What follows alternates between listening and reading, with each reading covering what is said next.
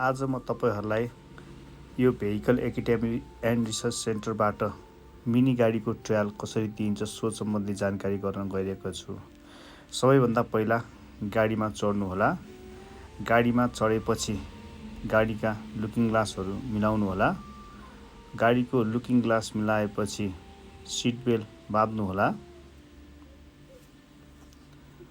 Seat belt बाँधिसकेपछि गाडीलाई start गरी 8 फिगरमा लैजानु पर्ने हुन्छ। मिनी गाडीको ट्रायल परीक्षामा 7 वटा प्याटर्न रहेको छ।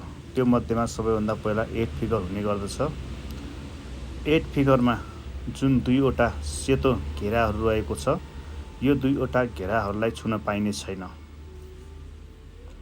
8 फिगरमा प्रवेश गरिसकेपछि पहिला 1 राउन्ड गर्नुपर्ने हुन्छ। हेर्नु होला, यो 2 वटा सेता घेराहरू छ।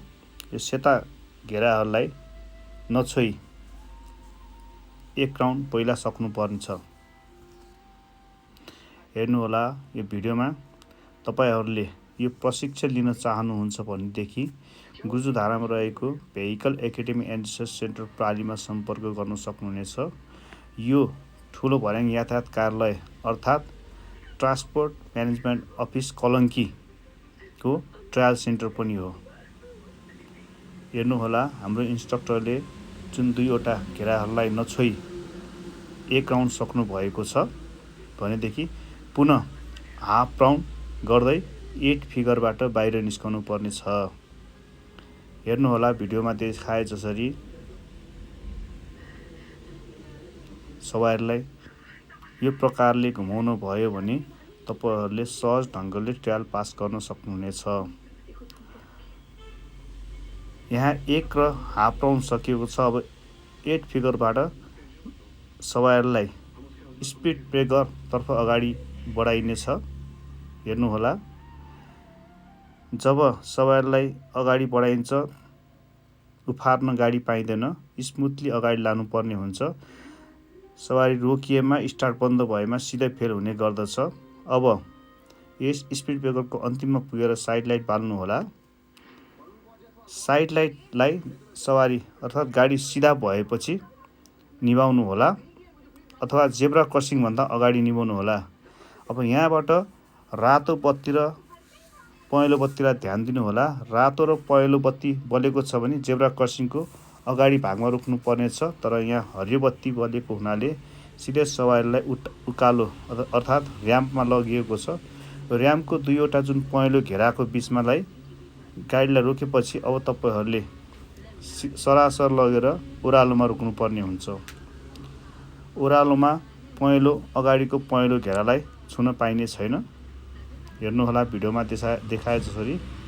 अब जब ओह्रालोमा गाडी रोकेर अगाडि बढाउने क्रममा सङ्केत दिएपछि सवारीलाई अगाडि बढाउनु पर्ने हुन्छ।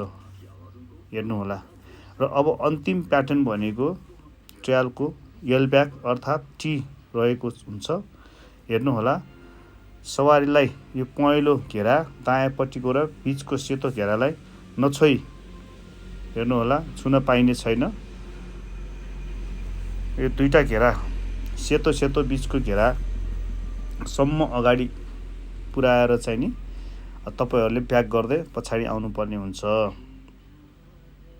स्टार्ट बन्द गर्न पाइने छैन। सवारीलाई बिस्तारै लान पाइन्छ। हेर्नु होला, भिडियोमा देखाए जसरी। अब जब 2 वटा घेरा जुन छ सेतो र पहेँलो घेरा बीच भागबाट पछाडि गएर जुन पहेँलो घेरासम्म र सेतो घेरासम्म पछाडि पुगेपछि सवारीलाई अगाडि बढाउने सङ्केत दिइन्छ। तपाईहरुले जुन यो अब एल ब्याकको हो यतिसम्म आएपछि तपाईहरुलाई ट्रायल पास भएको सङ्केत दिएपछि तपाईहरुले ट्रायल पास गर्नुहुनेछ। यति सजिलो ढङ्गले तपाईहरुले मिनी गाडीको ट्रायल दिन पाउनुहुनेछ।